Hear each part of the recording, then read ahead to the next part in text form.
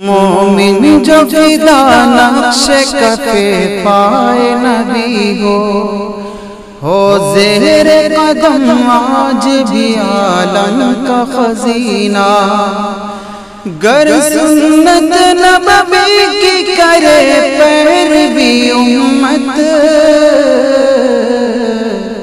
طوفان سے نکل جائے گا پھر اس کا سفینہ، طوفان سے نکل جائے گا پھر اس کا سفینہ۔ اللہ تعالیٰ کے دو حق ہیں، ایک اللہ کی محبت، دوسرے اللہ کی عظمت۔ محبت بھی اللہ کا حق ہے اور عظمت بھی اللہ کا حق ہے۔ سب سے زیادہ اللہ کی محبت ہونا، اسی طرح سب سے زیادہ اللہ کی عظمت ہونا، یہ اللہ کے اللہ ہونے کا حق ہے۔ انسان میں جتنی زیادہ اللہ کی محبت ہو، عشق ہو، تعلق ہو، یہ ذریعہ بنتا ہے طاعات پر عمل کرنے کا۔ یعنی جو شریعت نے احکامات دیے ہیں اور جن کے کرنے کا حکم دیا ہے، ان کا کرنا آسان ہو جاتا ہے محبت کی دنیا میں۔ دیکھیے، دنیا کی محبتوں میں ہم لوگ دیکھتے ہیں کسی سے تعلق ہو جائے اور کسی سے دل لگ جائے تو اب آدمی اس کی وجہ سے اس کی ہر چاہت کو پورا کرتا ہے اور اس کے اشاروں پر مر مٹتا ہے، چاہے اس کی چاہت ایسی ہو کہ اس کو پورا کرنا مشکل ہو لیکن پھر بھی کرتا ہے۔ فارسی کا مشہور مقولہ ہے، از محبت تلخہا شیریں بود۔ محبت ایک ایسی چیز ہے کہ کڑوی سے کڑوی چیز ہوتی ہے، اس کو محبت میں آدمی برداشت کر جاتا ہے۔ تو اللہ تعالیٰ کی محبت جو ہے یہ بنیاد ہے شریعت پر عمل کرنے کی۔ جتنا زیادہ انسان میں محبت ہو، تعلق ہو، عشق ہو، اتنا ہی زیادہ دین پر عمل کرنا اس کے لیے آسان ہے۔ دوسری چیز ہے عظمت۔ اللہ تعالیٰ کی بڑائی اور عظمت جتنا زیادہ دل میں ہوگی اتنا ہی زیادہ گناہوں سے انسان بچ پائے گا اور بچنا آسان ہو جائے گا۔ کہ یہ دنیاوی حکام ہوتے ہیں، کوئی ایک حاکم سامنے کھڑا ہو، مثال کے طور پر یاد آیا ابھی حضرت حکیم اختر صاحب نور اللہ مرقدہ نے ایک بڑی اچھی مثال دی تھی ایک موقع پر۔ فرمائے کہ آئی جی یا ڈی آئی جی جو پولیس کے بڑے وہ ہوتے کھڑے ہوں، ریوالور بھی ان کے پاس لگی ہو، اب اس وقت کوئی حسین و جمیل لڑکی اگر کھڑی ہوئی ہے اور اس کی طرف سے یہ حکم ہو جائے خبردار اگر نگاہ اٹھ گئی تو بس، تو فرمائے ایک تو اس کے عہدے کا ڈر اور دوسرے ریوالور پڑی ہوئی ہے اس کی بنیاد کے اوپر، اب وہ ہمت نہیں کرے گا، اب وہ نظر نیچے رکھے گا، چاہے جتنا تقاضا ہو، جتنا جی چاہے، لیکن نظر اٹھنے نہیں پائے گی اس کے اندر۔ تو دنیاوی جتنے حکام، حاکم، ان کے عہدوں کا جب یہ اثر ہے تو اللہ پاک تو سب سے بڑا حاکم ہے اور اللہ پاک سب سے بڑا ہے، اس سے بڑا تو کوئی ہے ہی نہیں، بلکہ دنیا میں جن کو عہدے کرسی ملی ہوئی ہے یہ اس کی بھیک دی ہوئی ہے، اگر وہ نہ دے تو کوئی کچھ نہیں سکتا۔ تو دنیاوی حاکم و حکام کی جب کا ایک اثر ہے کہ انسان کو برائی سے روک رہا ہے، تو اللہ پاک احکم الحاکمین بھی ہے اور سب سے بڑے بھی ہیں اور ہر جگہ موجود ہے، دیکھ بھی رہے۔ یہ جتنی زیادہ اس کی استحضار اور یہ کیفیت پیدا ہو جائے گی تو انشاءاللہ اس کی برکتوں سے گناہوں سے بچنا انسان کے لیے آسان ہے، محبت سے اطاعت آسان اور عظمت سے گناہ کا بچنا آسان ہے۔ اور جب ان دونوں چیزوں میں کمی پیدا ہو جاتی ہے، جتنی کمی ہوگی اتنی ہی اعمال میں سستی پیدا ہو جاتی ہے۔ محبت میں اگر کمی آ گئی تو طاعت و سستی اپنے آپ شروع ہو جائے گی۔ عظمت کا استحضار جتنا کم ہوتا رہے گا اتنا ہی گناہوں پر آدمی جری اور دلیر ہوتا چلا جاتا ہے۔ اگر عظمت بالکل 0 درجے پہ آ گئی ہے تو ڈھیٹ بن جاتا ہے، کرتا رہتا ہے گناہ، تو اثر نہیں ہوتا اس پر۔ اس لیے اللہ تعالیٰ کے دو حق ہیں، ایک حق ہے محبت اور ایک ہے عظمت۔ اللہ پاک ان دونوں حقوق میں ہم سب کو کچھ حصہ نصیب فرما دے۔ اس تعلق سے حضرت حکیم الامت نور اللہ مرقدہ نے اللہ کی محبت کیسے پیدا ہوگی، اس تعلق سے 4 چیزیں حضرت نے فرمائی۔ پہلی چیز فرمایا اعمال میں ہمت کر کے شریعت کے پابند رہو، جس کام کے کرنے کا حکم دیا ہے۔ ہوتا اصل میں یہ ہے عام طور پر کہ جب کسی کام کے کرنے کا جی چاہتا ہے، رغبت ہوتی ہے، ذوق و شوق ہوتا ہے، کرتے رہتے ہیں اس کو، لیکن جب وہ رغبت کم ہو گئی، ذوق و شوق تھوڑا سا ہلکا پڑا، ٹھنڈا پڑ گیا، اب آدمی پھر اعمال میں پیچھے ہونا شروع ہو جاتا ہے۔ تو اس تعلق سے بزرگوں نے ایک بات بیان کی ہے، خاص طور سے حضرت تھانوی علیہ رحمہ کے ہاں فرمایا سب سے بڑی چیز ہے ہمت سے کام کرنا، کہ آدمی تھوڑی اپنے اندر سے قوت ارادی جو اللہ نے اس کو عطا فرمائی ہے اس کو استعمال کرے اور تھوڑا سا ہمت کر کے اس کو کرے۔ ذرا سا ہمت کرے گا تو نصرت خداوندی جو ہے وہ اس کام کو کرا دے۔ اس کی مثال ابھی یاد آ گئی، دیکھیے چھوٹے بچے ہوتے ہیں، ہم لوگ ان کو جب چلانا سکھاتے ہیں اسے کھڑا کر دیتے ہیں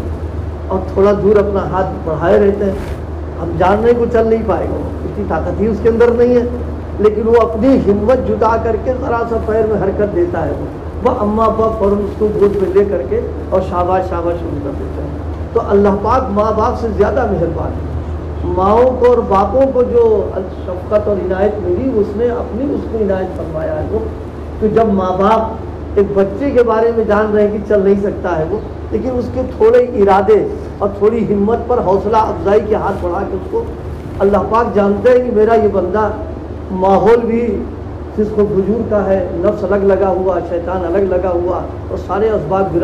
گھرا ہوا ہے اس کے اندر، یہ بس تھوڑا سا اگر یہ خود چل تو سکتا نہیں، میں ہی طے کراؤں گا اس کو، یہ تھوڑی ہمت کر لے اور تھوڑا اپنا ارادہ کر لے، بس آگے اپنی آغوش سے رحمت کو لے کر منزل کو پار کر دے۔ تو سب سے پہلی چیز ہے کہ ہمت کر کے شریعت کا پابند رہے۔ کب ہمتی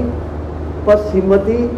مایوسی، اس کی تو شریعت نے اجازت دی ہی نہیں، یہ تو ایمان اور مایوسی جمع ہی نہیں ہو سکتے، نا امیدی کبھی نہ کرے آدمی، بس تھوڑی سی ہمت کر لے، بس ہمت کرنے کے ساتھ یاد آیا ایک حدیث ہے، حضرت نبی کریم صلی اللہ علیہ وسلم نے ارشاد فرمایا ہے جب آدمی سوتا ہے تو شیطان 3 گرہ لگا دیتا ہے، علیک لیل طویل، کہ رات لمبی ہے سو رہا ہو، 3 مرتبہ پڑھا اسے دم کر دیا، آگے غفلت کی نیند۔ تو اب ایسے موقع پر فرمایا کہ اگر رات میں آنکھ کھل جائے، اب کھلنے کے بعد تھوڑی سی ہمت کر کے آدمی دعا پڑھ کے اٹھے، ایک گرہ کھل جاتی ہے، اور پھر وضو کر لے دوسری کھل جاتی ہے، اور پھر نماز پڑھ لے تیسری کھل جاتی ہے، اپنے آپ چلی جاتی ہے، پھر طبیعت میں ایک انبساط اور انشراح کی کیفیت پیدا ہوتی ہے۔ تو یہ تھوڑا سا ہمت اور ارادے کا استعمال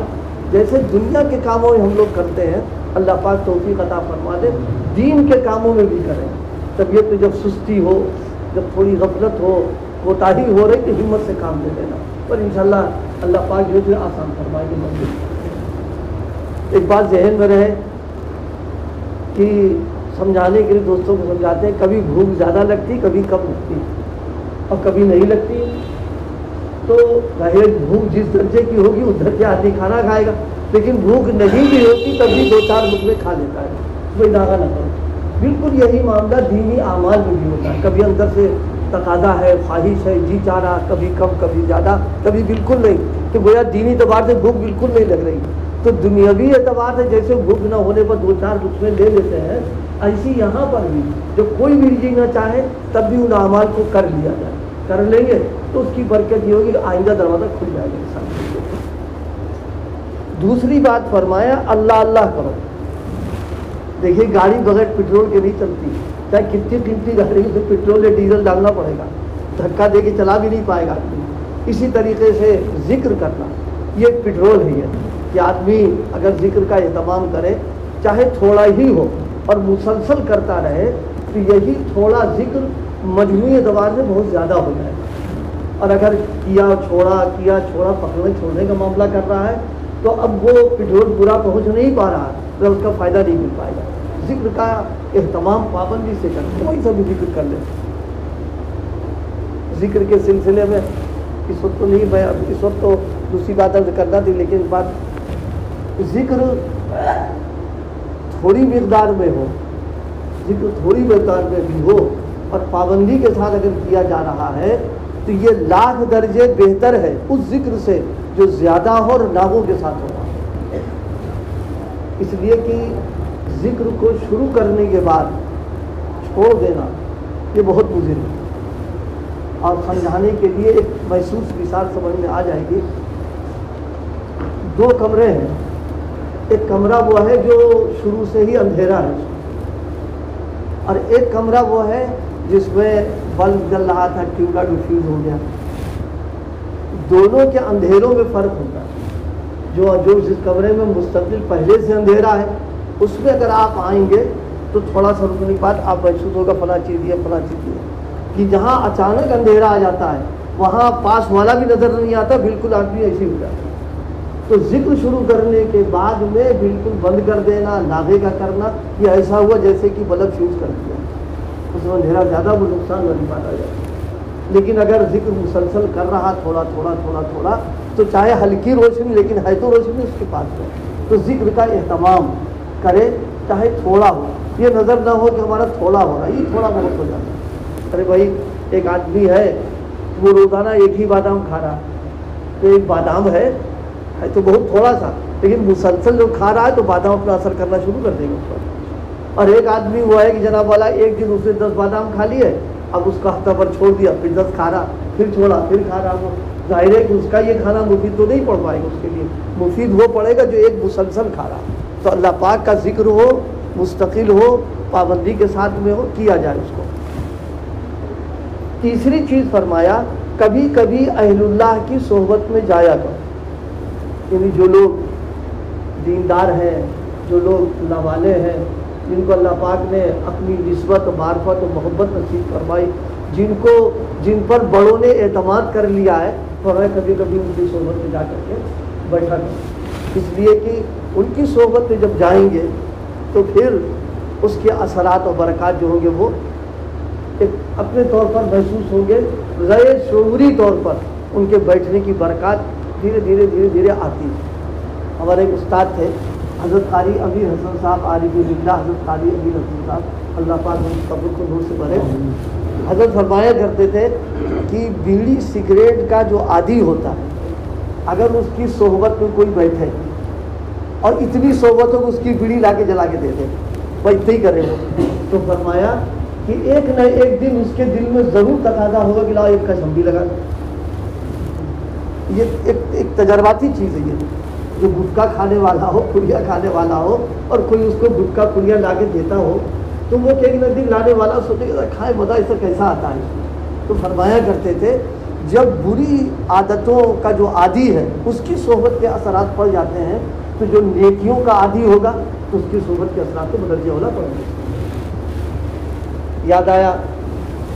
حضرت پرتاپ گڑھی علیہ الرحمہ، حضرت شاہ محمد احمد صاحب پرتاپ گڑھی علیہ الرحمہ نے بہت ایک موقع بڑی عجیب بات ارشاد فرمائی۔ حدیث میں ہے العین حق، نظر جو ہے لگتی، نظر لگا کرتی ہے،